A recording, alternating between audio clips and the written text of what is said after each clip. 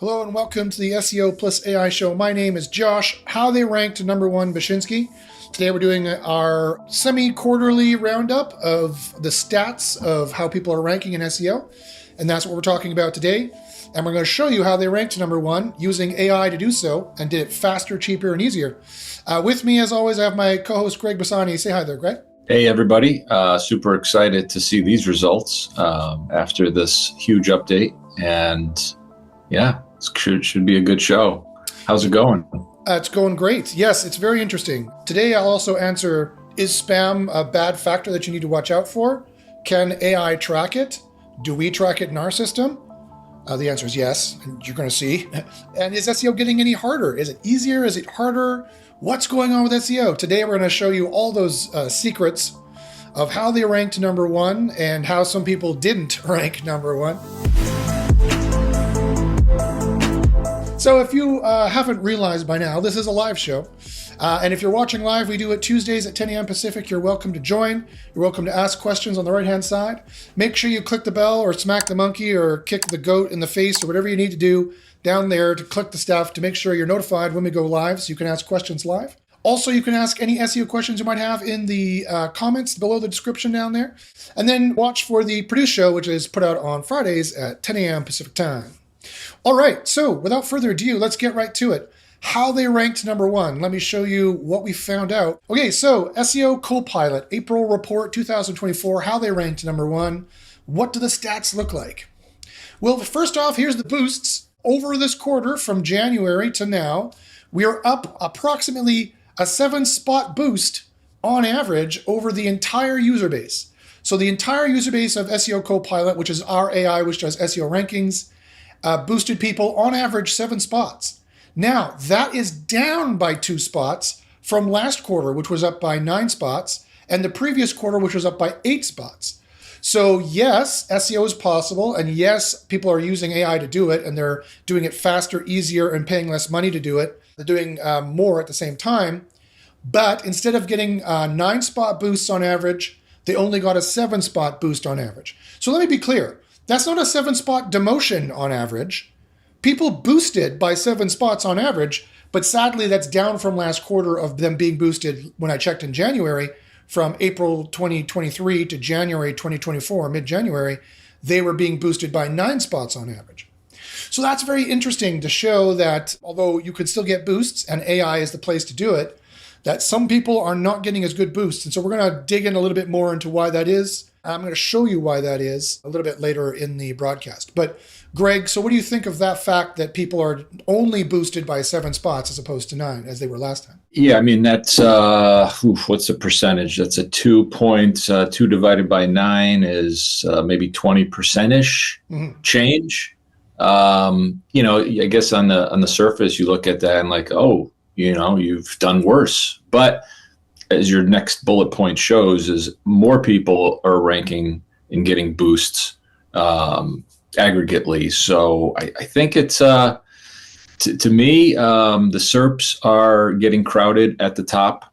They're pushing us down. They're pushing everyone down unless you're a main entity or like a government or in my cases, an airport. The big brands are just, cemented up there in like 3 to 4 spots.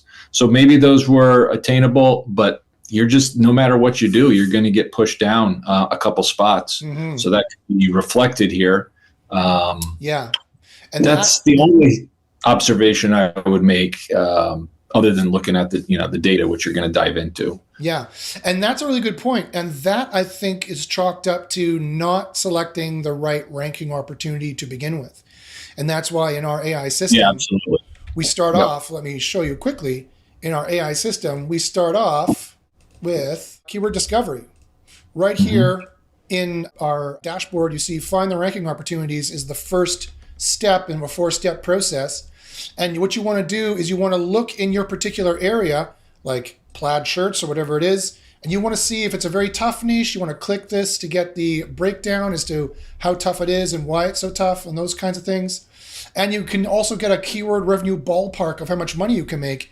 And users need to choose the right keywords to begin with. So you go through here, you scroll down, and you start clicking the ones that look like they're average difficulty or easier. and start off with those ones that are making the most money. You sort by final ROI to get the highest money and the easiest times the easiest ranking opportunity. And that's how you get the best final ROI score in our system. And if you're choosing those keywords to try to rank for to begin with, I think this partly accounts for why we didn't boost them by 9 spots on average. We only boosted them by 7 spots. Now, again, that's still a good thing. It's like I love the stock market or companies who are like, oh, we're down 20% this quarter from what we expected to make. Oh, so you didn't make any money? No, we still made billions of dollars, but we're down 20% from what we expected. So it's kind of putting a negative spin on a positive. They're still up 7 points, right? People boosted using our system on average by 7 spots. But it is down from last quarter, which was 9, which grew from October 2023, which is when the big first start of these latest Google AI-based spam updates started coming out. And we actually saw a boost because our system was already ahead of that. But now parts of our system, either our users are not choosing the right keywords to begin with. So you really, really need to go into keyword discovery and choose the right keywords to begin with. I cannot stress how important that is in our system. And this is a gem of our system, and no other system has this. No other system does it the way we do it, which is fascinating. That's part of the reason why they're down. They're only being boosted by 7 spots. And there's another reason, which I'm going to get to at the end of the presentation, which has a lot to do with the spam score and whether people are using it or not, and using our article builder, which we'll get to in a bit.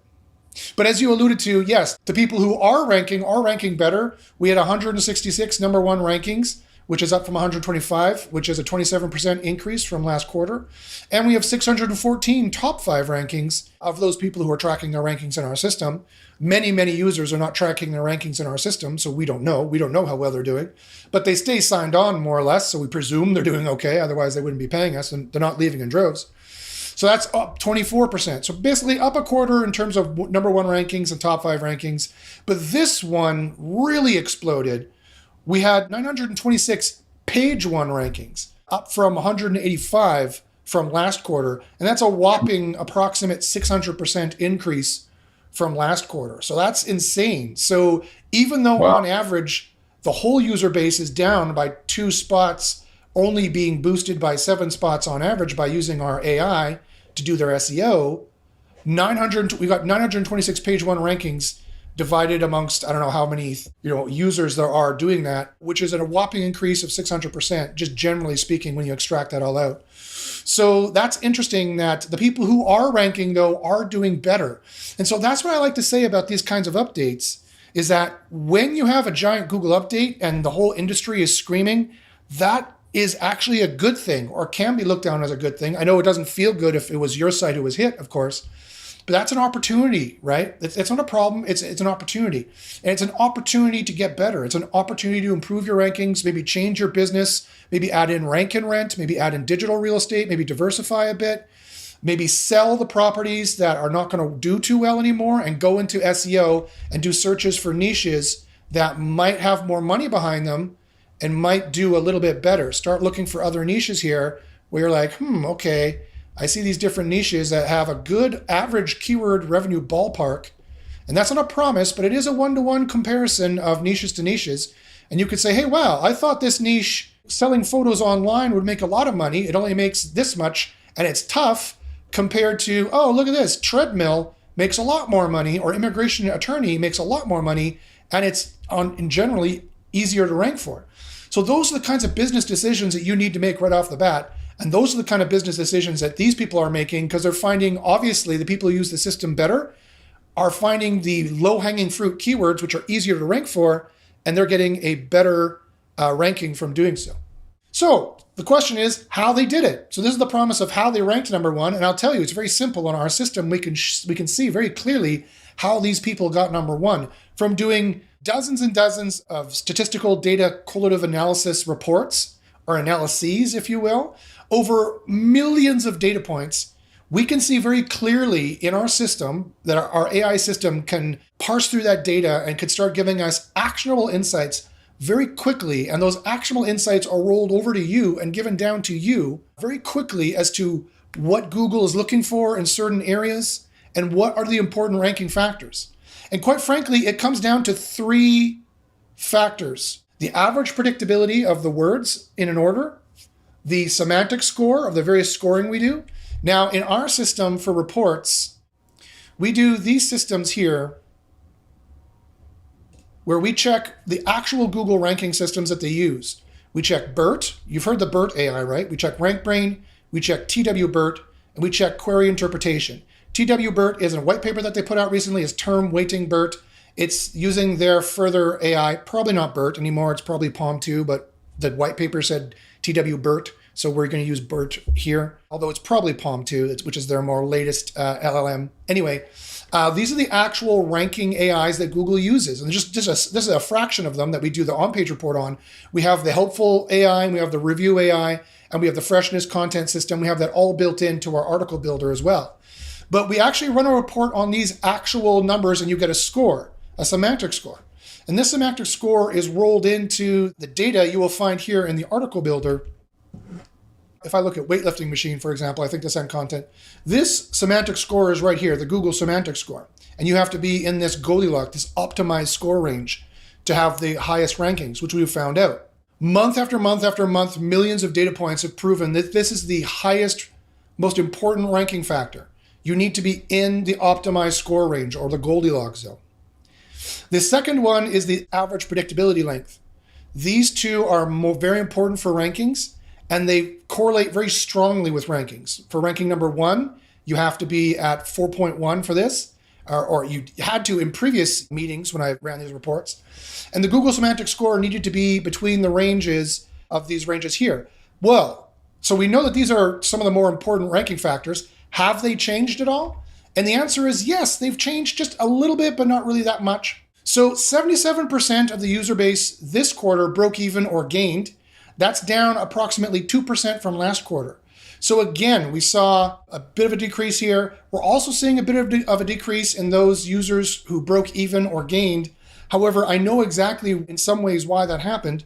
These two scores here, and then a third I'm going to mention in a bit. This score here, the average predictability, which is the average predictability length of your words in a row, how many words you can have in a row that look like an AI wrote it. It doesn't mean an AI wrote it necessarily. It just means it looks like an AI wrote it. At the end of the day, nobody knows if an AI actually wrote it.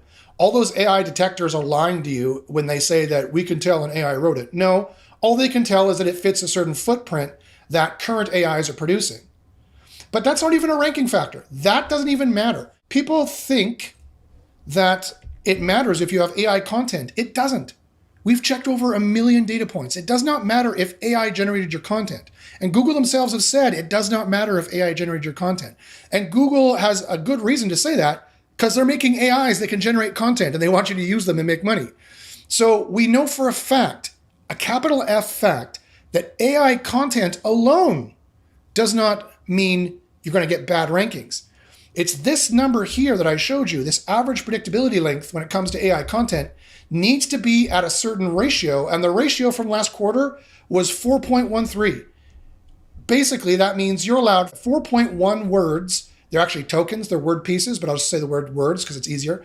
You're allowed to have 4 words in order, 1, 2, 3, 4 on average, that an AI would produce, no more than this, to guarantee number 1 rankings. This is the statistical data correlation. For number 1 rankings, of which we have thousands to look at, this number is 4.1 or around there, 4.13 from this quarter, which is fascinating. It was steadily 4.1 for the last 2 quarters. Now it's 4.13. And I think the reason we're seeing that slight increase, that tiny increase of 0.03, I think is because more people are using AI content, and so there's more AI content in the index that people are using. Greg, what do you think about that? Yeah, probably. I think it's been used for the last 5 years. So I don't know. I think it's definitely more commonplace.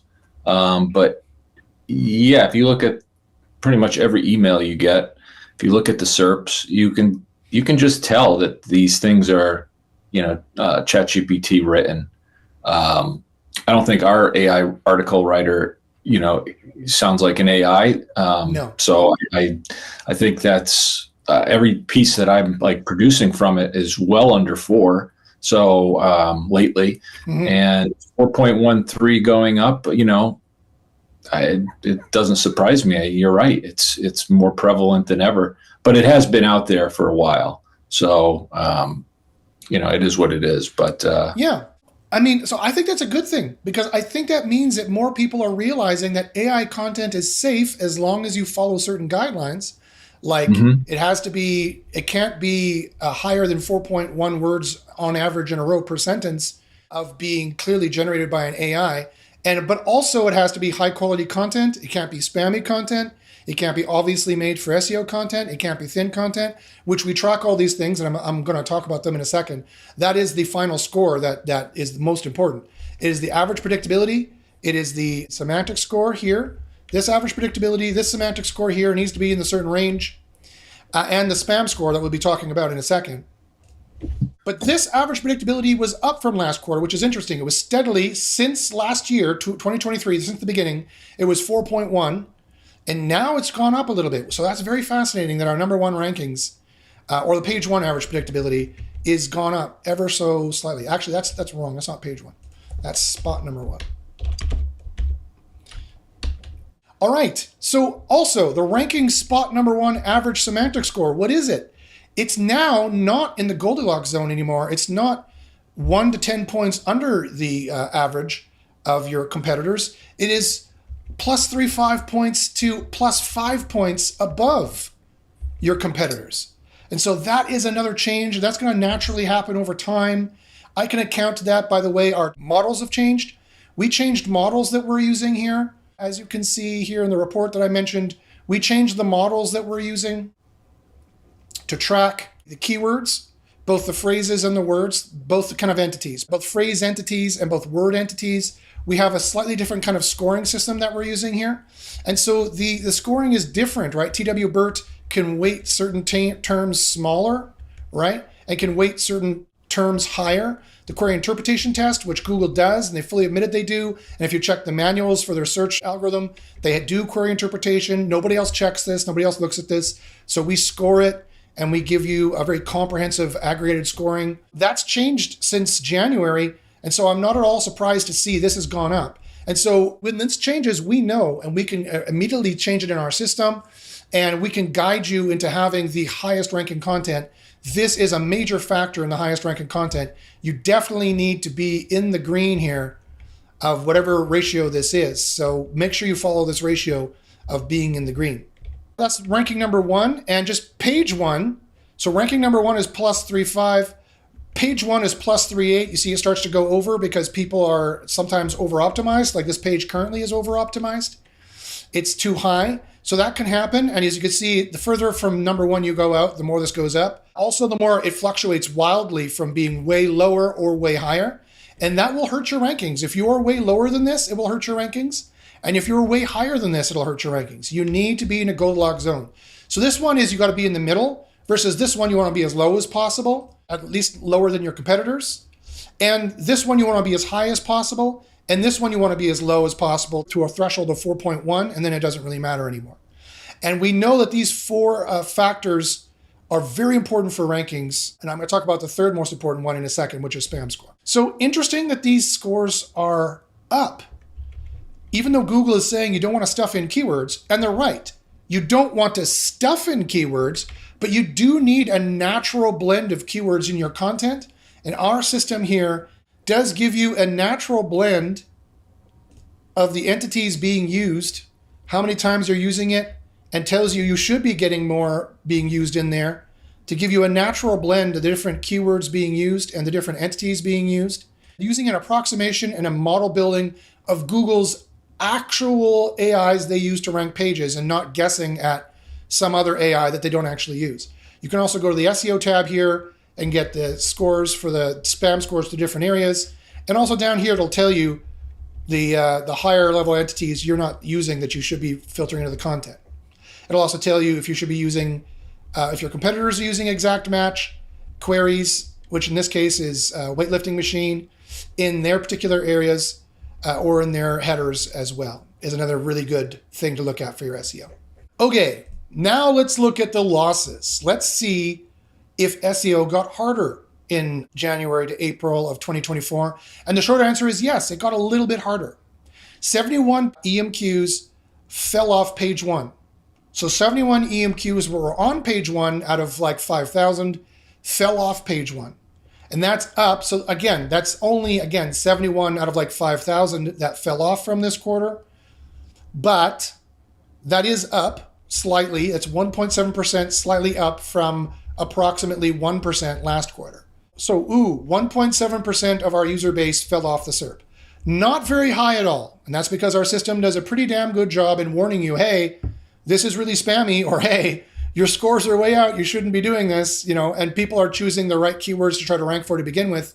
The easier the niche you go for, the more forgiving Google is, of course.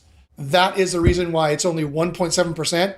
Now, I admit it is up slightly, but it is only 1.7%. It's only 71 EMQs out of over 5,000 EMQs this quarter that fell off page one. They had a 1 to 10 ranking spot and they lost it. Okay, well, what about other losses? Well, 328 or 7.9% of the user base had losses overall, averaging 68 spots on average. Now, the amount of losses are down from 755. So less people lost, but they lost more. It's up from an average of 25 spots. So that's an interesting change. That makes sense. That tracks with the data we're seeing, right? We're seeing a lot of people are doing well in our system here and getting good rankings. Those people who are getting good rankings are ranking well. Less people had losses, but people who had losses, they lost more on average. It's up from 25 spots lost on average to 68 spots lost on average. So that's an interesting statistic there. About 200 maintained their position, which is about the same. So the same as last quarter, about 200 EMQs maintained their position. There was no change, up or down. They maintained their position. And here's another one that's up only marginally, around approximately 2%. About 1,759 were never indexed. That's about 42% of what we were looking at. About 42% of what we were looking at were never indexed. That's up by around 2%. It was 40% last quarter, and now it's 42. So that's also interesting as well, that 1,759 attempts, not users, but attempts at ranking for a search were tried, but they never got indexed. And I looked at them, and I'd say the majority of them, approximately 70%, their scores are way off. Their scores here are way off. This score is way off, and this score is way off, which are the biggest ranking factors that we know of.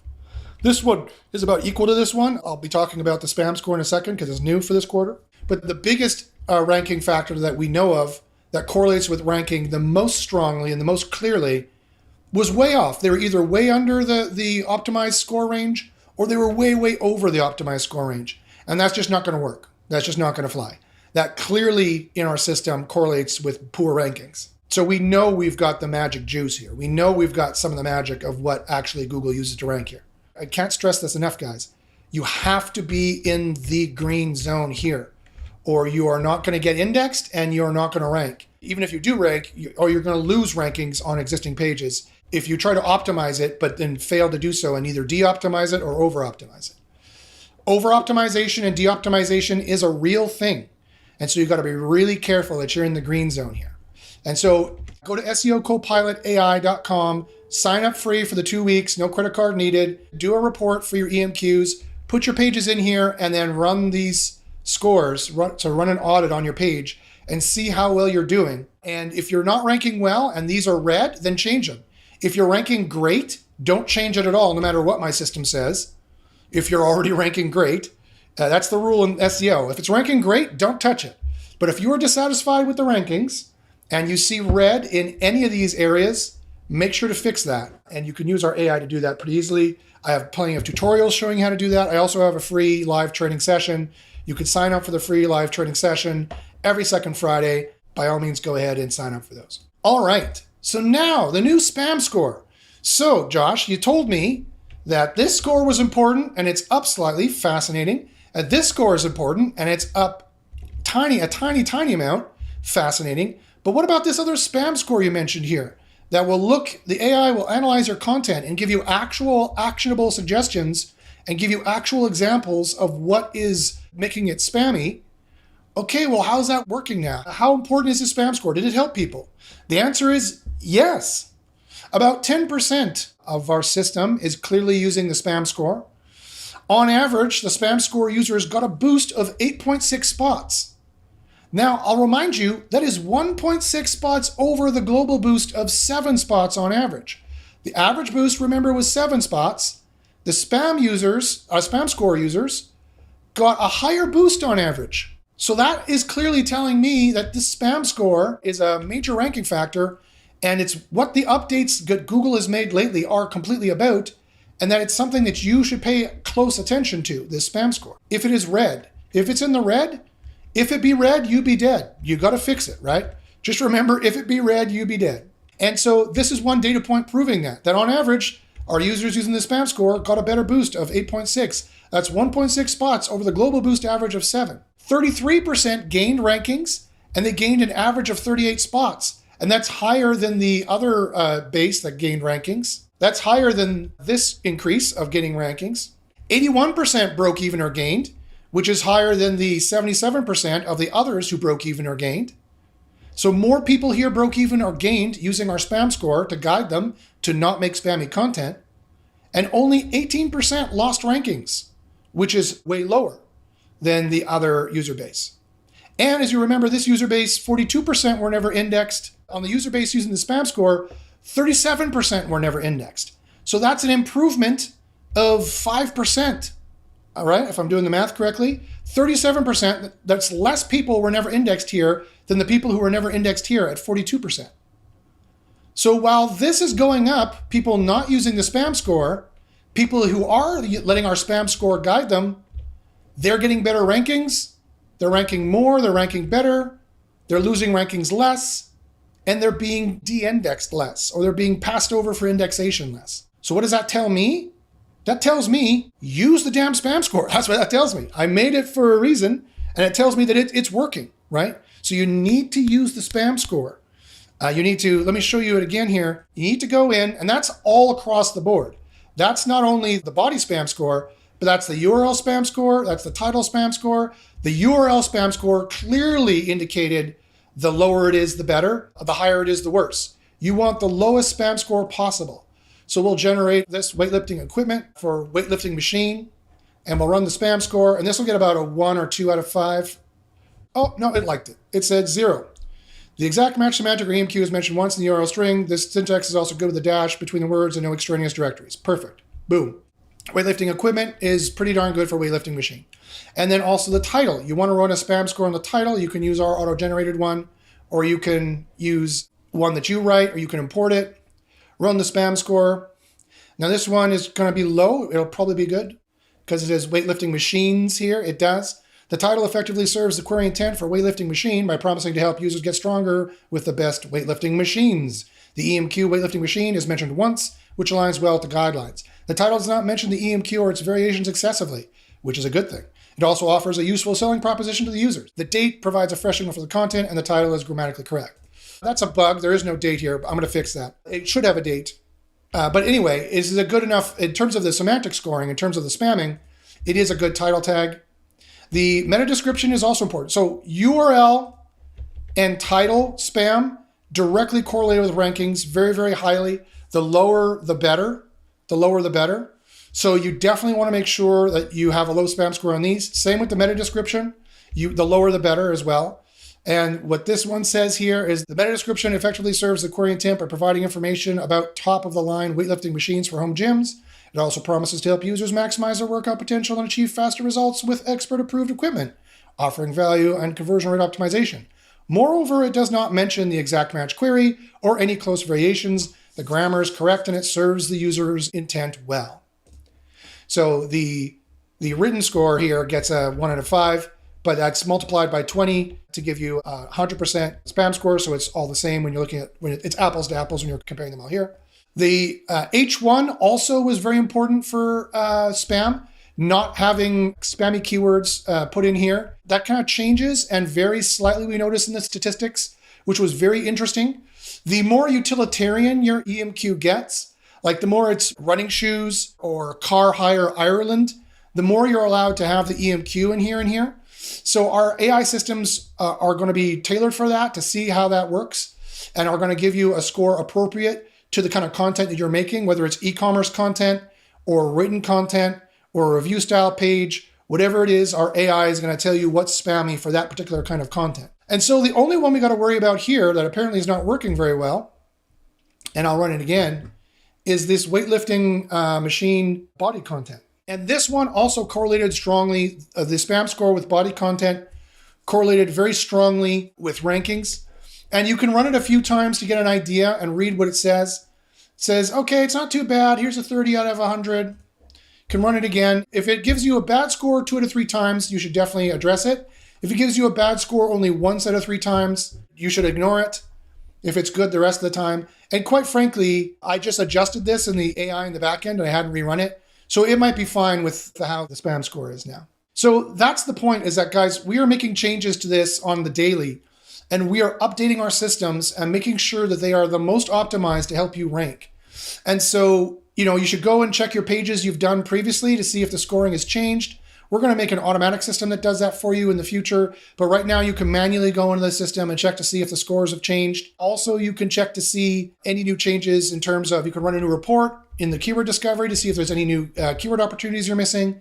And you can run a new keyword spy report if the keyword spy report is too old. So that is the fascinating changes that we've been making there. Greg, what do you think of that? What have you been noticing with using the system? Overall, I think basically, the spam score is definitely the newest of them. Everything else is, I've been using for, a while now. So, and I think we've been discussing them, but quite a bit. The spam score is very interesting. I think it definitely takes a new look at analyzing content. I'm from using Surfer and these other tools, and it was all just about getting the score as high as possible, getting those LSI, those NLP keywords in there. Which Google doesn't even use to rank. So they don't even use to rank. Why are you adding them? But yeah. There was no effort to, tell users, well, you're kind of overdoing it here. They were encouraging overdo it.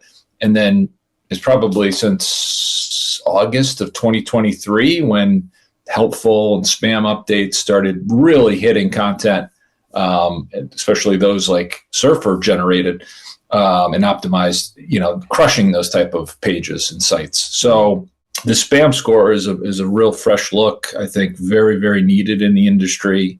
And it's got to be paid attention to. It takes a little time to do. I'm not going to lie. It's a, time consuming, 20 minutes, let's call it, for a page. That could be like nothing for some people who, spend hours. Yeah. But for me, like 5 minutes is a lot. So 20 minutes is a lot. So I think, overall, it is worth the effort to focus in on that spam score. If again, it's in the red. Definitely, so. And we've just taken steps and changes to make it faster and easier. So now it'll be even easier to get it in the green. The content we'll be producing over the next few months will be more in the green automatically, and also it'll be easier for you to get the content in the green by having less words to remove. Our scoring showed in the correlations that our spam score maybe was even a little bit too picky, making sure people didn't put spammy content. So we can dial it back just ever so slightly, and it's still safe to do so, and it still correlates with high rankings, depending on the niche you're in, whether it's utilitarian, it's more transactional, or it's more informational. The more informational it is, the more you don't want to be spamming keywords. There's no way to have an e-commerce page without saying running shoes, Josh. So running shoes is going to be said a whole bunch of times. We can account for that, and the stats can account for that as well. So we can change those things to make it the most easy to use for you, definitely hands down. So that was it, folks. That was how they ranked number 1. This is how they did it. I'll show you again. They went in here and they made sure that this was in the green. They made sure this was in the green. And they made sure that this was in the green. And this was in the green. These 4. The heat score does correlate with rankings, like Greg said, from 2023. We did do a spot check, and you don't want this to be 6s. You want it to be in the green. You want to have 7s or higher. You want to have a C+ or higher on your heat score of how helpful you're being. And these questions is a questionnaire that Google has actually provided, these questions that we use to train and machine learn our AIs to make sure that you're producing the content that provides insightful analysis and interesting information beyond the obvious, and all the other kinds of things that you really need to provide to make sure that you're providing the EAT content that you want, the expertise, the experience, the authority, and the trust, and for us, the helpfulness as well. So how'd they rank number one? They followed the recommendations here. They made sure they were in the green, and they chose the right keywords to try to rank for to begin with. And we guarantee you that this is a winning strategy at least 60 to 70%, if not higher. We know that those pages are going to get indexed, and we know that they're going to get ranked. We can guarantee you, we can see it in the system. Now, of course, the health of your site might fluctuate that, of course. And if you're having any problems with it, I want to hear about it. Email me at joshpashinsky@gmail.com. I'd be more than happy to spot check it for you and see what's going on and help you diagnose things. So thanks very much for watching, everybody. Super interesting. We're going to do this again, of course, in 3 months, 4 months, and we're going to check to see how the new spam scores are working. We're going to see how the new high quality articles we're putting out are working. We're going to see how the new spam scores are working. We're going to see how the new SEO scores we're putting in are going to work. And as always, we're going to improve keyword discovery as well and help you find the absolute best ranking opportunities. We're going to be detecting what we're calling primary query intent. So you've got to find out what the query intent is. You type in link building specialist, and as an SEO, you think people looking for a link building specialist are looking to buy links, but actually they're looking to learn about what the link building specialist job and what that's all about, at least as far as Google is concerned. So we're going to be building a smarter AI into that. That's going to help you tailor your content to make sure that it's a knockout win for Google and definitely get you ranked higher, faster, better, cheaper, and easier. So email me at joshpashinsky@gmail.com if you have any questions at all. If you want to join the university that did the statistical research for this and found out all these ranking factors, that's my undergrad SEO university. Email me, joshpashinsky@gmail.com. I get you a huge discount if you're an SEO Copilot user. Also, you can try SEO Copilot for free for 2 weeks with no credit card needed. Just go to SEOCopilotai.com. And when you want to sign up, make sure you check below because I've got a coupon code in my description for 10% off. So with that, thanks very much for everyone for watching. Say bye there, Greg. Bye, guys. See you next week. All right, thanks, guys.